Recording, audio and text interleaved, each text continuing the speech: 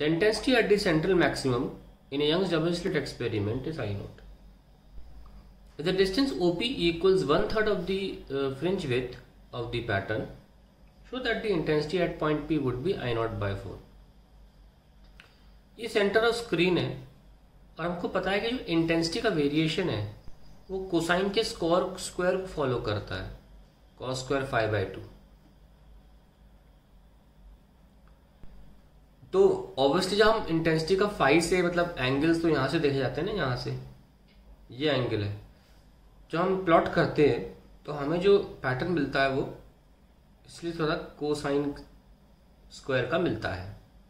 Intensity का pattern cosine square follow करता है. तो देखिए यहाँ पर सेंटर ऑफ स्क्रीन है और ये पूरा जो डिस्टेंस है ये पूरा बीटा माना जाता है. यहाँ से लेकर आते हैं थिकनेस ऑफ फ्रिंज. ये हमसे कह रहे हैं कि बीटा के 1/3 पे इंटेंसिटी क्या होगी. मान लीजिए 1/3 यहाँ पे है भाई, ये पूरा बीटा है तो आधा कितना हो, बीटा बाई 2. यहाँ से लेकर यहाँ तक बीटा बाई 2 और बीटा बाई 3 इससे भी कम होता है. तो बीटा बाई 2 अगर ये है तो बीटा बाई 3 थोड़ा सा पहले होगा. ठीक है, तो यहाँ पर इंटेंसिटी आप ऊपर लाइन ले जाइए तो सामने जो इंटेंसिटी है वो हमें निकालनी है कि ये इंटेंसिटी कितनी है, क्योंकि ये एक्सिस इंटेंसिटी का है और ये एक्सिस एंगल का है फाई का. स्क्रीन पे आ जाइए. तो अगर हम इंटेंसिटी का पैटर्न बना रहे हैं, देखिए इंटेंसिटी कोई फूली फूली नहीं लिखती, ये एक ग्राफ होता है.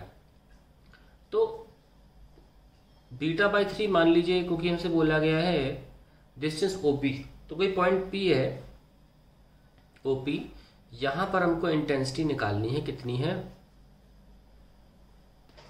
ठीक है, ये हमको इंटेंसिटी निकालनी कितनी है. ये स्लिट है S1 S2 और ये मान लीजिए कोई सोर्स है, यहाँ से लाइट आ रही है. तो अगर हम ये इंटेंसिटी निकालना चाहते हैं, वह this height is beta by 3, तो बीटा बाई 3 पे हम इंटेंसिटी कितनी है वो निकालना चाहते हैं. बट बेसिक सिंपल सी बात ये है कि इंटेंसिटी का फॉर्मूला हमको पता है, cos स्क्वायर 5/2.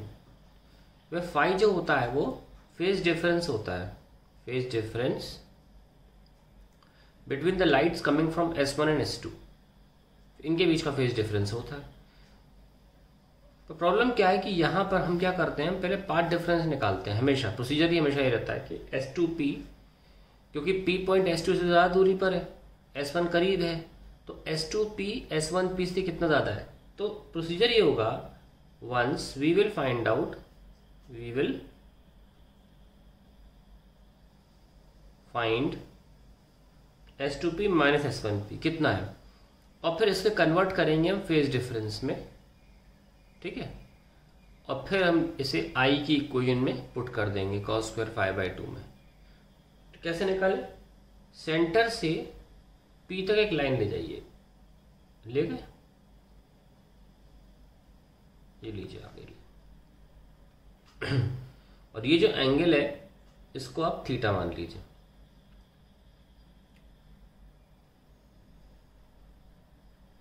ये लीजिए. अब आप S1P ऐसे लगा लो और S2P ऐसे लगा लीजिए. Okay, now this tan theta is how much, OP upon, इसको सेंटर C मान लेते हैं, CO, और एक्चुअली में OP कितना है, बीटा बाई 3, और CO कितना है उसे D से दिखाते हैं, है कि नहीं, वैसे हम D से दिखाते हैं. अगर हम नोटिस करें तो बीटा होता क्या है, लैम्डा D बाय छोटा d, नीचे 3 लिखना ना भूलें और D लिख दीजिए.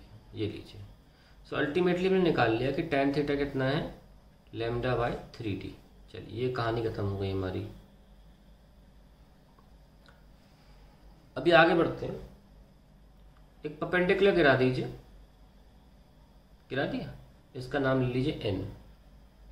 अब देखिए जैसे हमने इस एंगल को थीटा माना था, ये एंगल थीटा है, ये पूरा कितना है 90, तो ये एंगल कितना हुआ रिमेनिंग 90 माइनस थीटा. और ये तो हमने परपेंडिकुलर गिराया था ना दोनों पे, इस लाइन पे और इस लाइन पे, तो ये एंगल 90, तो ये एंगल कितना हो गया थीटा. कई बार डेरिवेशन में हम ये प्रूफ कर चुके हैं कि अगर ये एंगल थीटा होता है तो ये एंगल भी थीटा होता है। Very simple. दोनों स्लिट्स के बीच की दूरी d होती है और फिर ये S2n जो एक्स्ट्रा पाथ है क्योंकि परपेंडिकुलर गिराया है ना, इसका मतलब ये S1p और ये NP बराबर है। हमने इस तरीके से गिराया है कि S1p और PN आइसोसेलेस ट्रायंगल की तरह हो जाएंगे। तो फिर हम ये कह सकते हैं कि S2n एक्स्ट्रा डिस्टेंस ट्रेवल्ड है और इसको हम ऑब्वियसली बाय नॉर्मल मैथमेटिक्स बोल सकते हैं। अगर ये d है और ये 90 है तो हाइपोटेन्यूज के सामने वाला यानी परपेंडिकुलर लेंथ कितनी होती है, d sin थीटा। तो d sin थीटा जो है वो हमारा पाथ डिफरेंस है S2n। इसको हम डेल्टा p भी बोल सकते हैं। ठीक है। अब for small angles sine theta equals to tan theta. तो हम टेन थीटा की जगह वैल्यू साइन थीटा में पुट कर देंगे। This will become d into lambda by 3d which will be my path difference. ये d से d कैंसिल हो गया तो पाथ डिफरेंस लेमडा बाई 3 आ गया।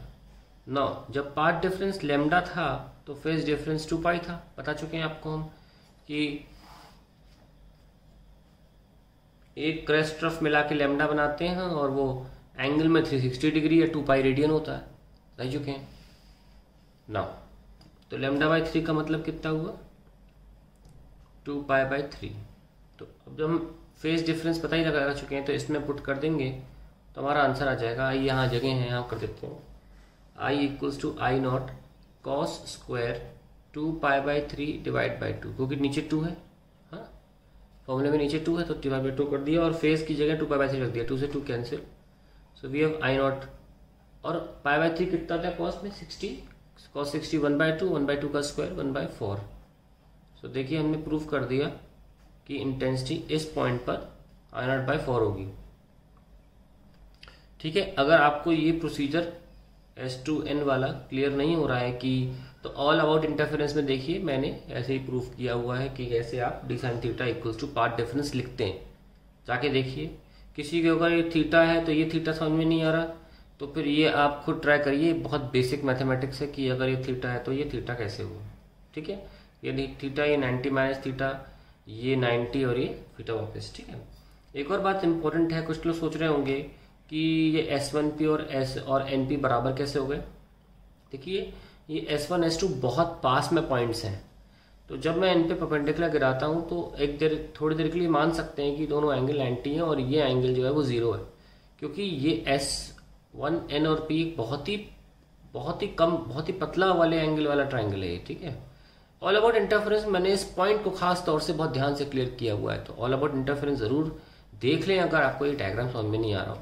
बेसिक बात यह है कि इस तरीके के सवाल में जहाँ पे दीवार पे कहीं भी इंटेंसिटी निकालनी हो तो आपको पहले क्या करना पड़ता है, फॉर्मूला लिखना पड़ता है।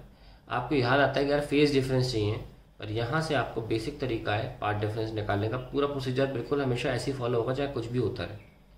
ठीक है। चलिए।